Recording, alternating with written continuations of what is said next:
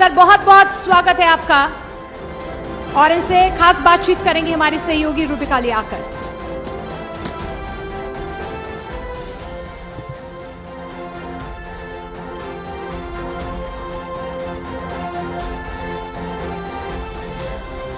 नमस्कार आप सभी को।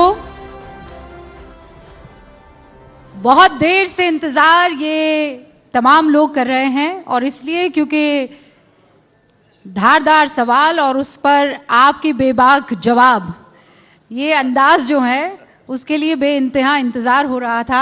एक बार जोरदार तालियों से डॉक्टर मोहन यादव का स्वागत कीजिए।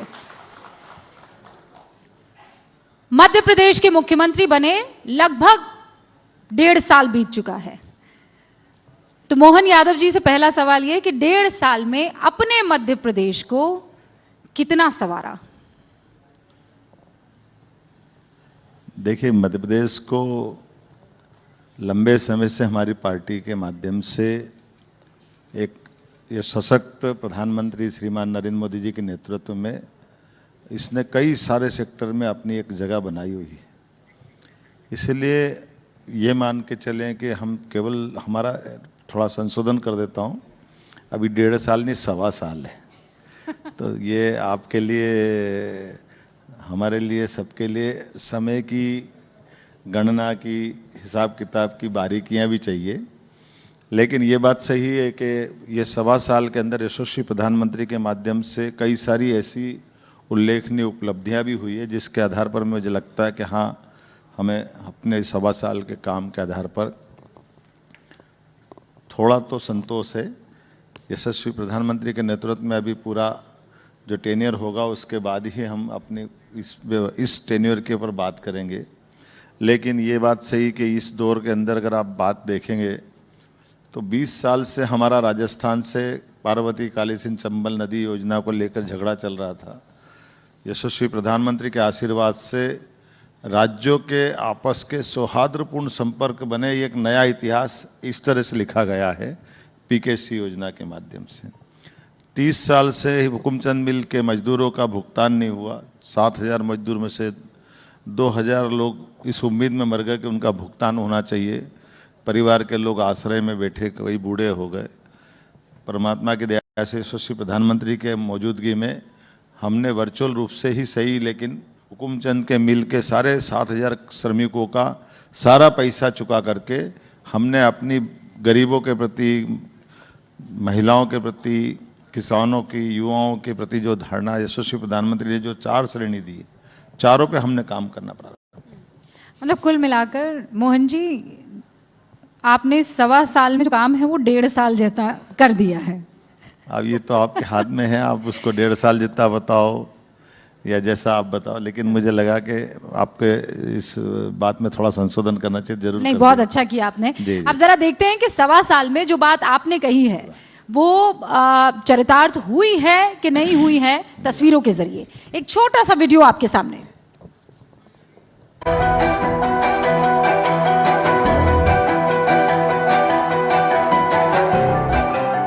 जोरदार अभिनंदन करो नरेंद्र मोदी जी के माध्यम से।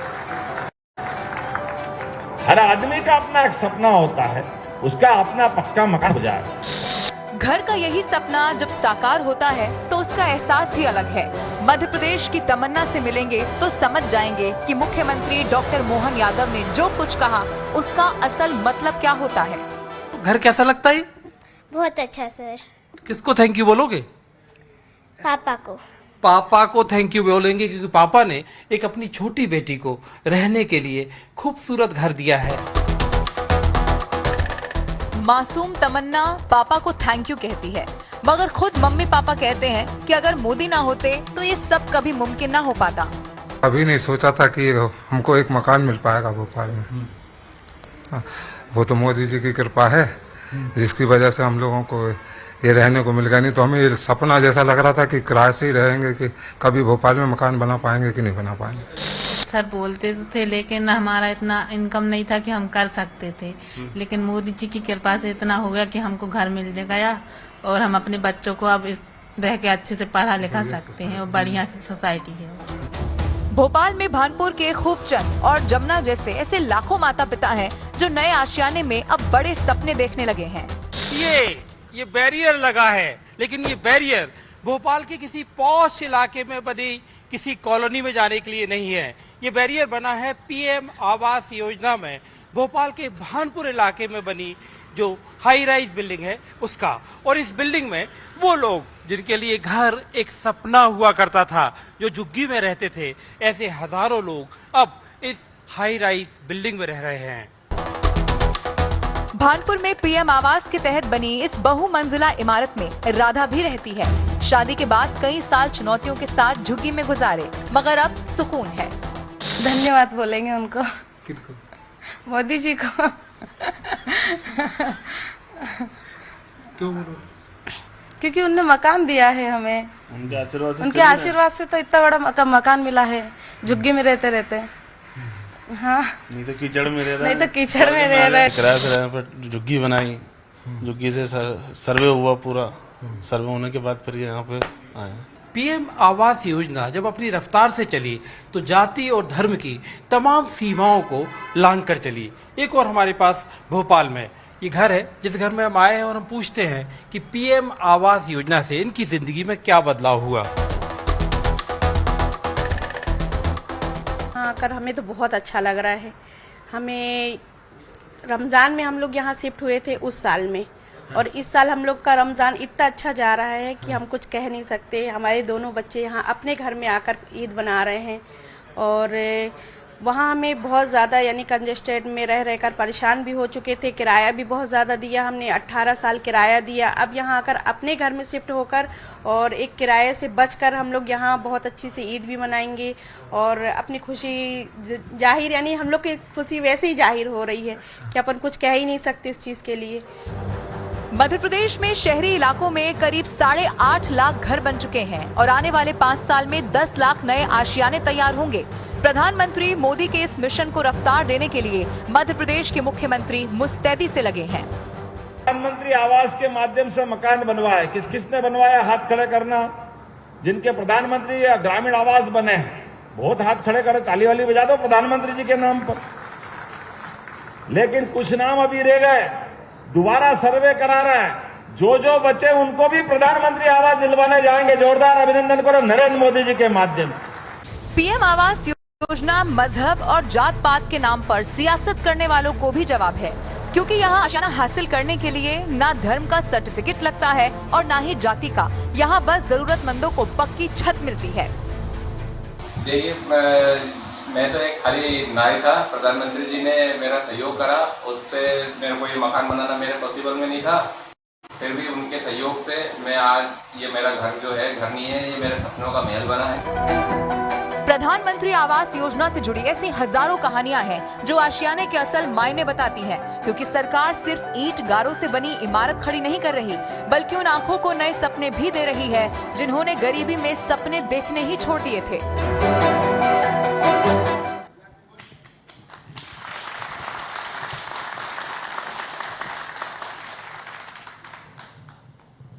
तो प्रधानमंत्री का सपना मोहन यादव मध्य प्रदेश में पूरा कर रहे हैं। ये तो खूबसूरत मुस्कुराते हुए चेहरे थे, लेकिन मुझे पूरा यकीन है मुख्यमंत्री साहब के बहुत चैलेंजेस भी आते होंगे। क्या आप वो चैलेंजेस बताना चाहेंगे? क्योंकि जैसे एक डॉक्यूमेंट्री थी, एक सीरीज आई थी जिसमें ये कहा गया कि जिन तक मकान पहुंचना चाहिए उन तक कई बार वो मकान नहीं पहुंच पाता है। कागजों में तो आ जाता है, लेकिन पंचायत वेब सीरीज में आपने देखा होगा, और अगर वक्त मिला होगा तो आपने देखा होगा। क्या इस तरीके के चैलेंजेस मध्य प्रदेश में भी हैं? देखिए, मैंने तो देखी नहीं है क्योंकि मेरे पास टाइम भी नहीं है, लेकिन ये बात सही है कि आंकड़े बता रहे हैं कि प्रधानमंत्री आवास के माध्यम से यशस्वी प्रधानमंत्री ने जो सपना देखा वो गरीब की आंखें बता रही है, उनके बोल बता रहा है, उनके परिवार की भावनाएं बता रही है। अब ये कम बड़ी बात नहीं है, 8.5 लाख शहरी क्षेत्र के अंदर और 36,80,000 के आसपास ग्रामीण क्षेत्र में हमने मकान बना करके लोगों के गृह प्रवेश करा दिए। ये बहुत बड़ा आंकड़ा है अपने आप में, ये छोटा आंकड़ा नहीं है, बड़ी बात है। मैं तो विक्रमादित्य की नगरी से आता हूँ, उज्जैन से। उस काल के लिए कल्पना करते थे, भगवान राम के काल की कल्पना करते थे जब लोगों का अपना मकान सरकार के माध्यम से मिलता था। भगवान राम के काल में मिलता था, विक्रमादित्य काल में मिलता था। आज मोदी जी का समय है, मोदी जी दे रहे हैं, ये कितनी बड़ी बात है। इतना लंबे समय तक इन व्यवस्थाओं को चलाए रखना।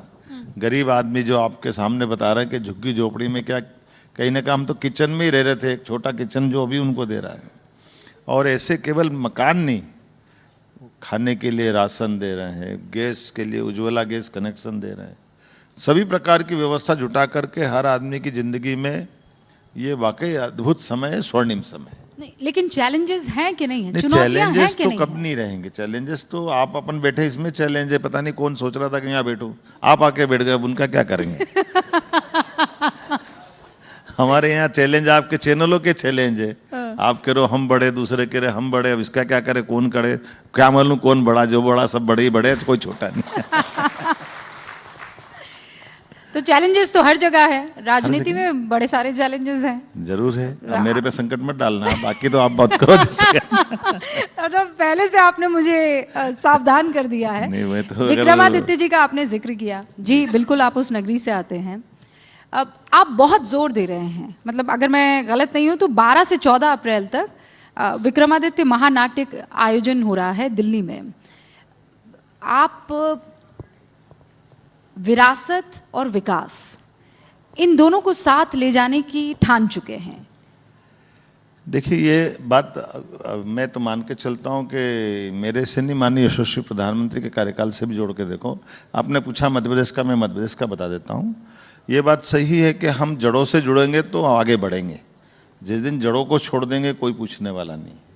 भारत की जड़ों को अगर अपन देखेंगे तो हम अपनी उन सारी बातों का, जैसे विक्रमादित्य काल का आपने नाम लिया, आप बताइए 2000 साल पहले कोई शासनकर्ता खड़े होते हैं और अपने शासन में वीरता, धीरता, गंभीरता, न्यायप्रियता, दानशीलता, वो सारे गुणों से युक्त होकर के शासन की व्यवस्था के बलबूते पर इतने शासन की व्यवस्थाओं का इतना सफलता के साथ संचालन करते हैं कि उस समय के तत्कालीन आक्रांताओं ने जो देश भर में कब्जा कर लिया, शकों से देश को न केवल आज़ाद कराते हैं बल्कि सुशासन की स्थापना कराते हुए अपनी शासन व्यवस्था के एक एक निर्णय से जो आदमी तो आदमी विक्रम बेताल भूत को पकड़ ले, इससे बढ़कर क्या कोई शासनकाल करता होगा। अभी आप कभी मान के चलिएगा, हमारे जो माफ़ करना, ये जो हमारा विक्रम संवत आने वाला है 2082, हमारी गौरवशाली विरासत है कि हमारे यहाँ संवत को लाने के लिए किसी भी महापुरुष के जन्म से या मृत्यु से उसको संवत से नहीं जोड़ते, उसके पुरुषार्थ से जोड़ते हैं। और उनका पुरुषार्थ कितना है ये विक्रम संवत बताएगा कि विक्रम संवत के लिए जब उनने प्रारंभ किया, अपने पूरे भूभाग के लोगों से, पूरे देश के लोगों का सबका कर्जा उनने अपने कोष से चुकाया। ये विक्रम संवत प्रारंभ करने का इतना जिसके पास अपने सामर्थ्य होना चाहिए, इतना वो उनका देश धनी होना चाहिए। और इतना ही नहीं, ये केवल कर्जा चुकाने से, उज्जैन में विक्रम संवत जब प्रारंभ हुआ तो वहाँ ऋणमुक्तेश्वर महादेव है, पूरे मुनादी करा दी थी कि जिस पे भी कोई कर्जा है, सब कर्जा देने वाला लेने वाले दोनों आ जाए और सब धन यहाँ से ले जाए, सबका कर्जा मुक्त हो जाए। लोगों ने कर्जा लिया, कर्जा जो जमा कराए कागज, पैसा दे दिया, फिर पूछा कि भाई अब ये तो आज हो गया, अब कल के लिए क्या करेंगे, आज तो कर्जा मुक्त होगा, कल फिर वापस काम चालू करना। तो विक्रमादित्य के काल में ये हुआ है कि उनसे कहा कि कोई बात नहीं, आज तक का तो पूरा चुक्त कर दिया, अब आपको जितना और चाहिए वो भी ले जाओ बिना ब्याज का पैसा। ये शासन में जिसमें सामर्थ्य हो वो संवत चलाता है। ये हमारी गौरवशाली परंपरा, हमें इस बात का गर्व है। आप तो उज्जैन मीन टाइम का भी जिक्र करते हैं। यहाँ दुनिया जो है ग्रीनविच टाइम का डंका बजाती है और आपने ये फिर ठान ली है कि UMT। देखिए, मैं एक छोटा सा संशोधन कर दूं।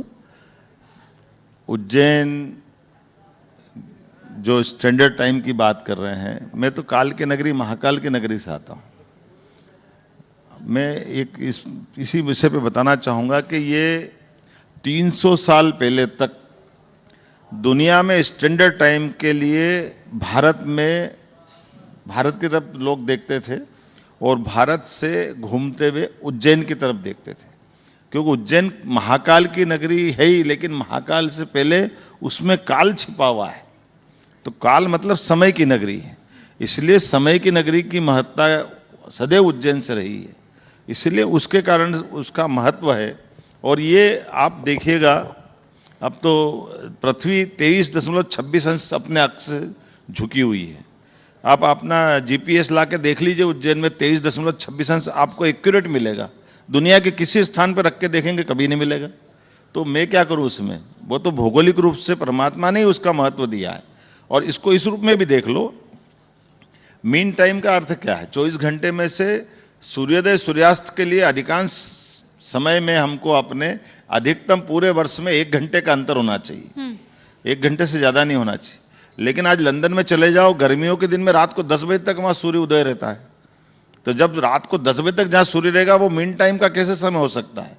मैं एक और आपकी जानकारी के लिए बताना चाहूँगा, कई मुद्दों पे पाकिस्तान, अफगानिस्तान, चाइना से हमारे कई विषय अलग अलग हो सकते हैं, लेकिन ये समय जो ग्रीनविच से हो रहा है, इस मामले में वहाँ के विद्वान भी सहमत हैं कि ये भारत से होना चाहिए, और भारत नहीं उज्जैन से होना चाहिए। ये आसपास के सारे देश के, दुनिया के विद्वान इस बात पे सहमत हैं। नहीं तो आप जितनी शिद्दत से आप मुख्यमंत्री जी ये बात कह रहे हैं और महसूस कर रहे हैं और लोगों तक पहुंचाने की कोशिश कर रहे हैं, क्या ये संभव हो पाएगा? आपका फील करना और लोगों का आपके साथ आना एक तरफ है और इसका क्रियान्वयन होना एक तरफ है। मैं एक प्रश्न पूछूं आपसे? हाँ बिल्कुल पूछिए। ये समय की गणना की बात हो रही, तो इस समय की गणना की कठिनाई क्या है, बताओ जरा। समय की कारण, हमारे तरीके से समय क्यों हम अच्छा मानते हैं और दूसरे समय को सामान्य क्यों मानते हैं, इसकी महत्ता मालूम है आपको?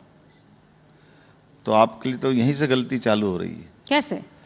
हमारे यहाँ समय की गणना का तरीका, भारतीय लोगों की दृष्टि से हम वैदिक समय को मानते हैं, और वैदिक समय में, माफ करना, समय की गणना के लिए हमारे पास, जैसे हमारे त्योहार, पर्व, जैसे जन्माष्टमी, होली, दिवाली, ये सारी तिथियों से बनते हैं। ये बारीक गिनती का हिसाब रखने का पद्धति हमारी पंचांग पद्धति से। नहीं वो मैं इसमें आपसे बहस ही नहीं कर रही हूँ। नहीं तो आपने शुरुआत कर दी ना। नहीं बहस नहीं कर रही हूँ, मैं आपसे राह पूछ रही हूँ। आप बिल्कुल इस मामले में, मैं इसीलिए बोल रहा हूँ वो वाली बात। जिस शिद्दत से आप ये बात कह रहे हैं और जो जिस शिद्दत से आप समझा रहे हैं, वो हम तो समझ रहे हैं, लेकिन दुनिया को कैसे इस बात को समझाएंगे? दुनिया वो को, शुरुआत, जैसे आप अभी मेरे पास बैठे हैं और मैं कहूँ समय क्या हो रहा है मुख्यमंत्री जी, तो मैं देखकर बताऊंगी 9:56। ठीक है ना, ये 9:56। आज क्या है? संडे है भाई। आज क्या अभी कौन सा साल चल रहा है? मैं कहूंगी 23 मार्च 2025 चल रहा है। आप कह रहे हैं कि नहीं, हमें अपने हिसाब से अब चलना होगा, यहां से गणना उज्जैन से शुरू होनी चाहिए। वो दुनिया कैसे करेगी? मैं उस राह को समझना चाह रही हूँ। इसमें बहुत सरल तरीका हमने लगा दिया है। माननीय प्रधानमंत्री से 29 बीते साल फरवरी में हमने वैदिक घड़ी का लोकार्पण कराया है। बिल्कुल। उस वैदिक घड़ी में हमारे द्वारा, आप जो कह रहे हो, ग्रीनविच का समय भी है, भारतीय हमारे लिए वैदिक समय भी है, और हमारे यहाँ केवल समय मतलब घड़ी के कांटे से समय नहीं है। हमारे यहाँ तो अपने 24 घंटे के अंदर 30 मुहूर्त है, और 30 मुहूर्त के अलावा भी हमारे 27 नक्षत्र हैं। 27 नक्षत्र के बाद समय की सबसे छोटी गणना की इकाई भी हमारे यहाँ, काष्ठा से लेकर के त्रुटि तक, वो सब उसमें बताते हैं। तो आप अपने ढंग से उस चीज़ को देख करके, वो घड़ी के बाद हम प्रयास कर रहे हैं कि दुनिया में भी हम इस चीज़ को पहुंचाएंगे। आपको, हम कोई ज़बरदस्ती नहीं कर रहे हैं। आपको आपका देखना आपका देख लो, और जो वैदिक समय देखना वैदिक देख लो। उसका फ़ायदा ये होगा कि हर एक का अपनी अपनी राशि के हिसाब से अपने कामकाज करने का कोई समय निकालते हैं, मुहूर्त निकालते हैं, तो वो वैदिक मुहूर्त से वो अपनी सुविधा के हिसाब से उसको भी मदद होगी, और सही अर्थ में हमारी प्राचीन काल गणना की जो पद्धति है वो पुनर्स्थापित करने का हमारा अभियान चल रहा है। अगर ये आपका सपना है, हम तो ये उम्मीद करते हैं। ये सपना नहीं, हकीकत है। आपको 30 तारीख को दुनिया की सभी भाषाओं में ऐप बना के दे देंगे, आप घड़ी में डाल लेना, आपको मिल जाएगा। नहीं पर आपका जो ये सपना है कि पूरी दुनिया इसे फॉलो करे, हम उम्मीद करते हैं कि इसलिए क्योंकि एक टाइम था जब योग को लेकर हिंदुस्तान में आप देखिए हर घर में योग जो है वो प्रचलित था और बाहर के लोग इसे कर्तव्य समझते थे। आज आप देखिए बाहर के लोग योग को अपना रहे हैं, दूर दूर से लोग आ रहे हैं, तो विक्रम संवत क्यों नहीं अपनाया जा सकता है और उज्जैन मीन टाइम क्यों नहीं। आपको खूब सारी शुभकामनाएं और हम तो यही चाहेंगे कि हिंदुस्तान से ये शुरुआत हो। बहुत धन्यवाद, बहुत और धन्यवाद। क्यों ना होनी चाहिए जी, बहुत अच्छा। लेकिन इस बीच बड़ा प्रश्न ये आता है कि विकास कैसे होगा। विरासत आप कह रहे हैं साथ लेकर चलेंगे, इससे विकास होगा क्या, कैसे होगा? देखिए, विरासत से विकास का सरल फार्मूला है। केवल विकास तो रावण ने भी किया था, तो नैतिकता थी क्या उसके पास? उसके तो लंका को सोना की बना दिया था उसने। तो हमारे लिए ये जो वर्तमान के समय में मेरिट को देखने का जो अंतर है, मेरिट से माफ करना, मेरिट का अपना महत्व है लेकिन नैतिकता का अपना महत्व है। हमारे यहाँ इस बात की प्राधान्यता सदैव से रही है, इसलिए इस भाव को जिंदा करने की जरूरत है कि वर्तमान के समय में हमारी जो जीवन मूल्य है, उन जीवन मूल्यों के साथ व्यक्ति जीना चालू करे। उस जीवन मूल्यों से छोड़कर जीवन जिएगा तो ये थोड़ा सा हमारे भारतीय दृष्टिकोण से तो थोड़ी कमी रह जाएगी, ये इतना ही बताना चाहूँगा। ये मेरिट वाली जो आपने बात की, राहुल गांधी का एक बयान याद आया। उन्होंने ये कहा कि आप कह रहे हैं कि मेरिट से काम नहीं चलता, नैतिकता भी होनी चाहिए। वो ये कह रहे हैं कि मेरिट का सिस्टम ही गलत है, इससे पिछड़े वर्ग को मौका नहीं मिलता। शायद आपसे ये मुद्दा उन्होंने चुरा लिया, या आप दोनों अलग अलग सोच रहे हैं और बात मेरिट पर आकर अटक रही है? देखिए, राहुल गांधी कभी मेरिट में आए ही नहीं। वो कौन सी मेरिट कह रहे पता नहीं, वो जाने, उनका काम जाने। उनके परिवार वाले कहते कि उनको पढ़ने भेजा था वहाँ और पता नहीं क्या पढ़ के आए और पढ़ने के बाद क्या दिख रहा, देश जानता, भगवान जाने क्या स्थिति है। लेकिन मैं अपने तरह से ये कह सकता हूँ पक्का कि हमारे यहाँ जीवन मूल्यों के आधार पर जीने की जीवन शैली रही है और जो उच्च आदर्शों के आधार पर जीवन जीने के जो प्रयास हो सकते हैं, उन्हीं आधारों पे हम अपनी मध्य प्रदेश के अंदर उन बातों को भी स्थापित कर रहे हैं जिन जिन कारण से, उदाहरण के लिए जैसे हमने कहा कि हमारे रिलीजियस टूरिज्म से बढ़ावा मिलेगा, तो रिलीजियस टूरिज्म में इस बात की गुंजाइश है कि हम कहेंगे कि हर बच्चे को शिक्षा से महत्व रखना चाहिए। अब ये शिक्षा के महत्व को बताने के लिए हम उसको ये भी उदाहरण देते हैं कि उज्जैन में सांदीपनी आश्रम था। भगवान कृष्ण ने कंस को 5000 साल पहले मारा, लेकिन शिक्षा की महत्ता के लिए वो कुर्सी पे बैठने के बजाय अगर वो शिक्षा ग्रहण करने आए तो हर एक व्यक्ति अपने परिवार के बच्चों को क्यों नहीं शिक्षा लेना चाहिए।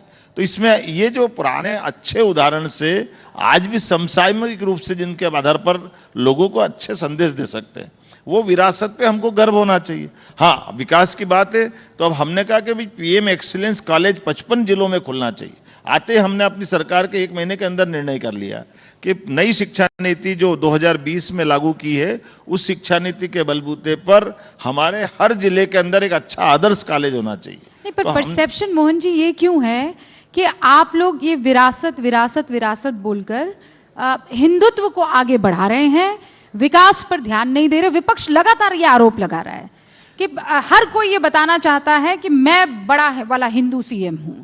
क्या इसमें तथ्य है और नहीं तो आप क्या कहेंगे? आप बताइए, मैंने एक बार भी बोला कि ये आप ही बोल रहे हो, हम तो नहीं बोल रहे हैं। आपको हिंदुत्व से नफरत क्यों है?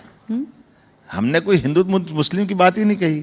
हमने तो कहा कि जो अच्छी बातें हैं उन अच्छी बातों को सबके सामने ला करके स्थापित करते हुए विकास के भी कारवा को बढ़ाएंगे लेकिन अतीत की अच्छाइयों को भी लाना चाहिए सामने। तो अतीत की अच्छाइयों को लाने में तकलीफ किसको होना चाहिए? नहीं, तो आप कह रहे हैं हिंदुत्व से नफरत, वो ये कह रहे। मैंने हिंदुत्व नहीं बोला, माफ करना, आपने बोला है। नहीं, लेकिन मुझे नफरत नहीं, मुझे गर्व है कि मुझे मैं हिंदू हूँ। हाँ। मुझे इस बात में कोई संकोच नहीं, पर आपने इस प्रश्न किया ना कि भाई आपको हिंदुत्व से नफरत क्यों है? जी। विपक्ष ये कह रहा है कि देखिए कुंभ, आपने कुंभ में जो है का बड़ा आयोजन किया है। अभी आप भी जानते हो उज्जैन में भी। कांग्रेस की दुविधा, विपक्ष की दुविधा एक जैसी है। मैं आपको अतीत का उदाहरण बताता हूँ। देश आजाद हुआ, सरदार वल्लभ भाई पटेल कौन सी पार्टी के नेता थे? कांग्रेस के थे ना। डॉक्टर राजेंद्र प्रसाद कौन सी पार्टी के नेता थे उस वक्त? पार्टी सर एक। मैं अभी मेरे प्रश्न का उत्तर दीजिए, कौन सी पार्टी के थे? पार्टी एक ही थी ना सर। तो कांग्रेस के थे ना। हाँ।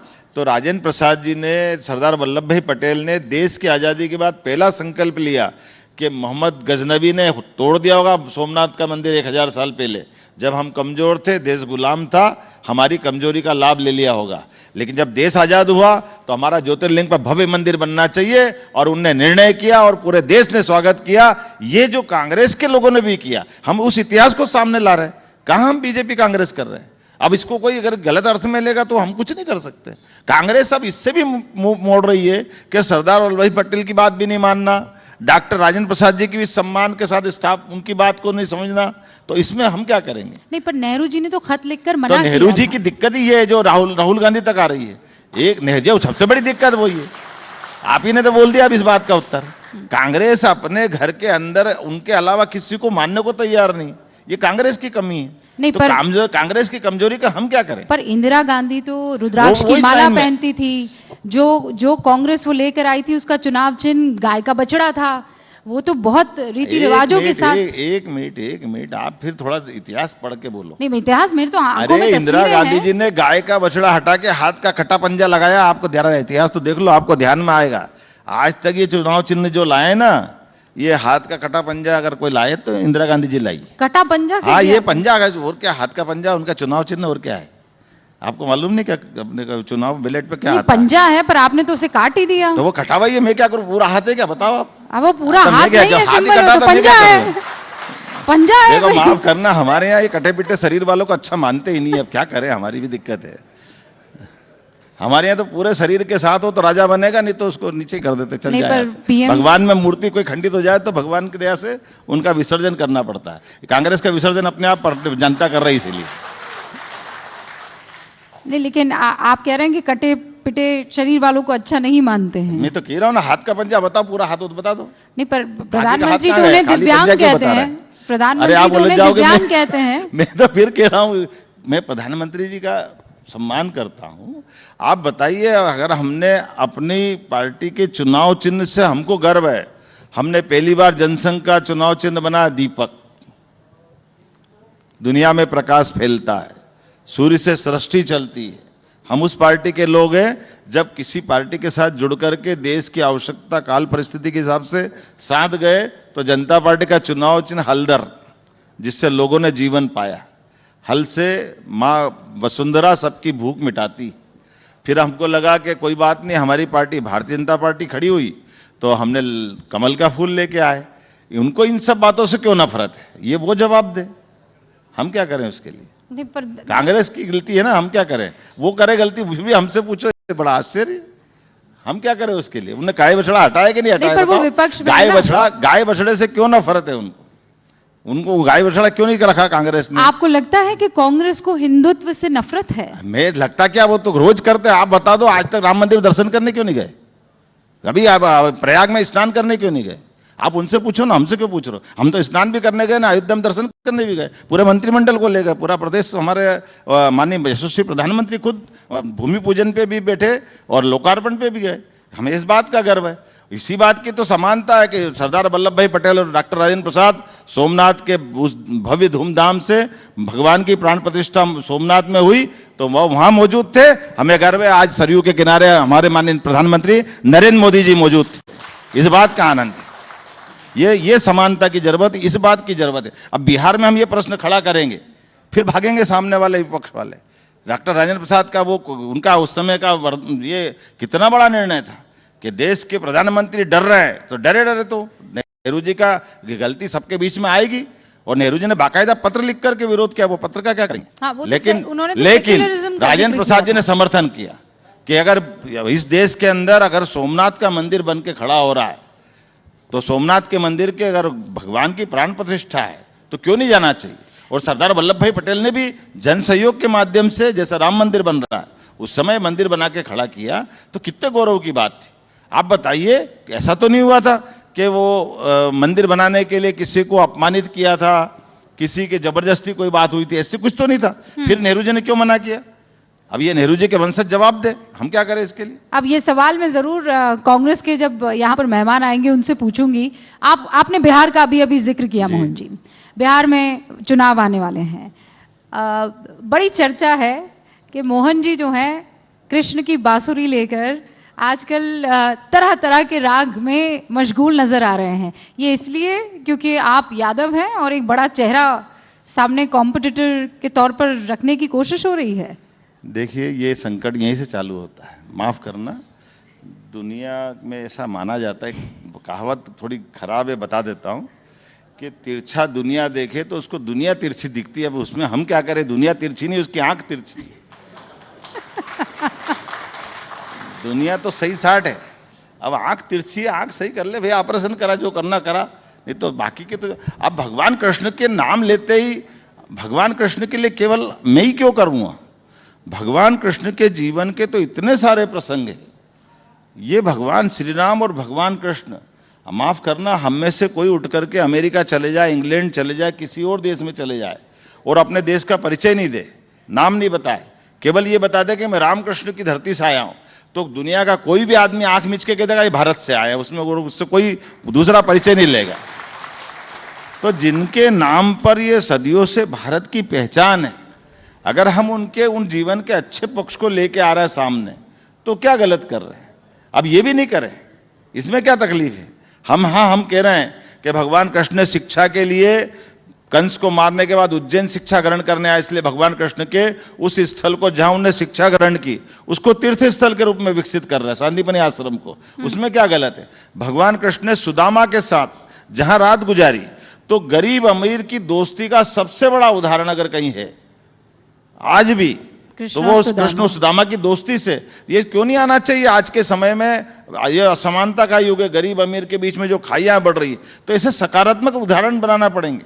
भगवान कृष्ण को परशुराम जी ने सुदर्शन चक्र दिया उनके गुरु के पुत्र को लाने के लिए, तो परशुराम जी ने सुदर्शन चक्र दिया। हम परशुराम जी का ये पक्ष समाज के सामने क्यों नहीं लाएंगे? इसलिए हमने कहा हम उस स्थान को भी तीर्थ बनाएंगे। अगर गोपाल बनकर के भगवान कृष्ण ने अपनी नाम पे सबसे ज्यादा सार्थकता दी, जो गाय को पाले वो गोपाल, जिसके घर गाय का कुल वो गोकुल। तो हमने कहा कि भाई ये जहां गाय का कुल हो वो गोकुल, जहां गोपाल गाय पाले और गाय पाल करके किसान अपने जीवन में दूध उत्पादन से भी आय बढ़ा सकता है, ये योजना हम लगा रहे हैं। आज राज्य में दूध उत्पादन में देश के अंदर हमारा तीसरा नंबर है और देश के अंदर कंट्रीब्यूशन 9% का है। हम इसको 20% तक ले जाना चाहते हैं। तो हमने भगवान कृष्ण से जोड़ के कहा कि भाई अब हम भगवान कृष्ण से जो गाय पाले वो गोपाल, जिसके घर गाय का कुल वो गोकुल, तो यह अपना आदर्श ग्राम वृंदावन बनाओ। तो वृंदावन बनाने में तकलीफ क्या है? क्यों नहीं बनना चाहिए वृंदावन? इसमें क्या परेशानी है? हम तो ये भगवान की अच्छाइयों को सामने ला रहे हैं। अभी पर्यावरण की बात आएगी, वन संरक्षण की बात आएगी। आप बताइए, भगवान कृष्ण वो आदर्श है, लोग खुश होंगे। कोई सोने का मुकुट लगाएगा, कोई चांदी का मुकुट लगाएगा। मुझे खुशी इस बात की है, भगवान मोर मुकुट में खुश है, इससे अच्छी क्या बात है? वो गांव की संस्कृति को धन्य मान के चलते हैं। ये आदर्श उदाहरण हमारे सामने। मोहन जी, आप इतना, एक तो इतना पढ़ते लिखते हैं, आप डॉक्टर हैं, आप हैं, अध्ययन आप इतना करते हैं, तो कई बार होता है ऐसा, आप जब बोल रहे होते तो दिल करता है अभी माइक रखो, सुन लो थोड़ा, उसके बाद सवाल करेंगे। लेकिन जो आप बातें बता रहे हैं, जैसे मैंने ये सुना विक्रमादित्य के बारे में, पहली मर्तबा मैं भी सुन रही हूँ कि उन्होंने कर्जा मुक्त कर दिया था। आप ये कह रहे हैं कि श्री कृष्ण, मतलब अलग अलग मुकुट पहनकर जो लोग वहां पर घूम रहे थे, आप ऐसा राज्य देखना चाहते हैं, ऐसा राम राज्य आप लोग लाना चाहते हैं। ये कैसे संभव हो पाएगा? आप जब ये बात कर रहे थे, मैंने कहा मध्य प्रदेश में पहले से करीब 3,75,000 करोड़ का कर्ज है। आप नए इंफ्रास्ट्रक्चर और डेवलपमेंट की बात कर रहे हैं, लेकिन ये कैसे संभव हो पाएगा? आप कैसे करेंगे? आपके बारे में जानकारी भी बता दूं, थोड़ा सा आपने बात निकाली इसी में से। कितने का कर्ज बताया आपने? 3,75,000 करोड़। सुनिए, हमारी सरकार 2002-03 के आंकड़े बताना चाहूंगा।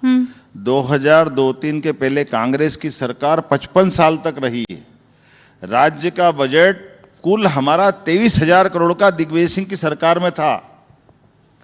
इस साल हमारा बजट 4,21,000 करोड़ का है। यह हमारी प्रगति है।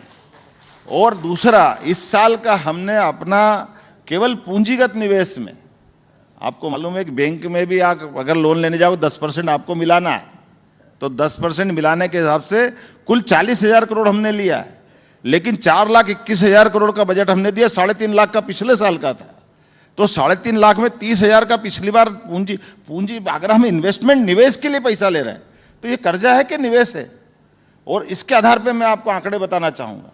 1956 में मध्य प्रदेश बना, लेकिन 1956 में मध्य प्रदेश बनने के बाद उस समय गेहूं का रेट था 94 रुपए क्विंटल, और 2002-03 तक गेहूं केवल 600 रुपए क्विंटल था।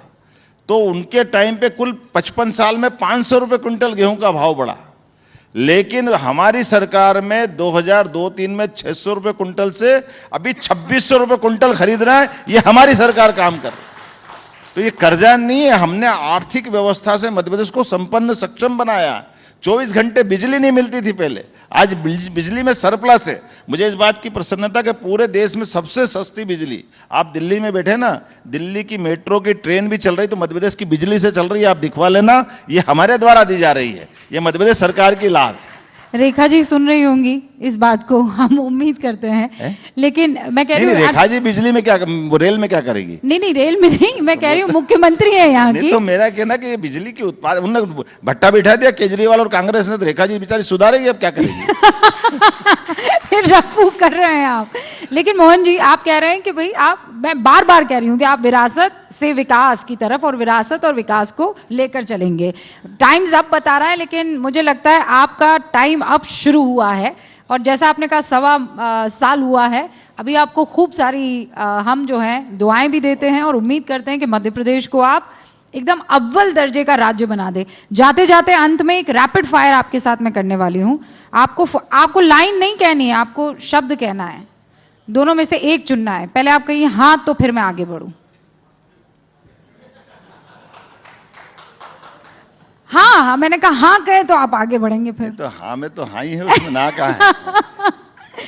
चलिए फिर, आपका पसंदीदा शहर कौन सा है, उज्जैन के भोपाल? भोपाल। उज्जैन से आते हैं और भोपाल पसंद कर रहे हैं? आपको क्या तकलीफ है? अरे भाई उज्जैन, क्योंकि उज्जैन अरे भाई भोपाल में सीएम है, हाँ। तो सीएम की राजधानी भोपाल है। उज्जैन वाले तो आप मेरे को उज्जैन क्यों भेजना चाहती? दुश्मनों के दोस्त बताओ तो जरा मेरे को आप।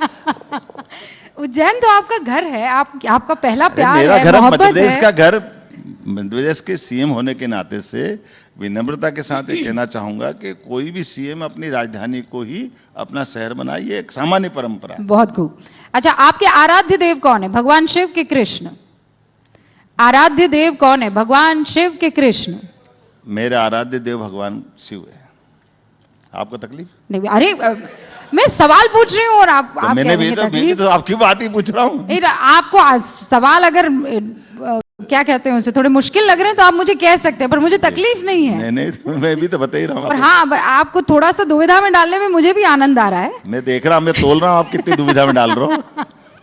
अच्छा, मोहन यादव को ज्यादा क्या पसंद है, राजनीति या अध्ययन? ये बड़ा उलझा हुआ प्रश्न है। मुझे सही अर्थ में तो अध्ययन का आनंद है और समाज सेवा का आनंद है। मैं जितनी सेवा करूं मुझे उतना अच्छा लगता है। ये बड़ा सवाल जो है मैं ऑप्शन में नहीं दूंगी, इसलिए क्योंकि और ज्यादा दुविधा में नहीं डालूंगी। लेकिन मोहन यादव का पसंदीदा मुख्यमंत्री आज की तारीख में कौन है आपके सिवा? मेरे पसंदीदा मुख्यमंत्री, अब मेरे तो इसमें क्या बोलूँगा आपको? आप बोलेंगे। मेरी पसंदीदा मुख्यमंत्री नरेंद्र मोदी जी थे जब गुजरात के थे।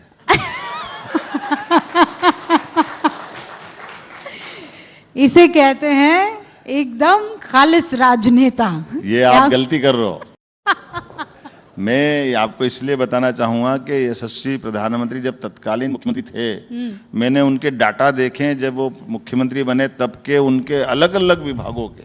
मैं 3 दिन तक 3 बार गया हूँ गुजरात, और उनके काम करने की पद्धति, उनका सीएम ऑफिस, उनका बाकी सब चीज़ों पे काम करने का, और वो सारी चीज़ों को समझने के बाद इस जवाबदारी के साथ कह रहा हूँ कि अगर मुख्यमंत्री बन के सरकार चलाना है तो मैं कांग्रेस बीजेपी के बजाय सभी मित्रों से कहना चाहूँगा, वो माननीय मुख्यमंत्री तत्कालीन नरेंद्र मोदी जी का गुजरात का राज्य संचालन का तरीका देख ले, सबके लिए कुछ न कुछ मिलेगा। अच्छी इतनी सारी बातें हैं, मुझे इस बात का गर्व है।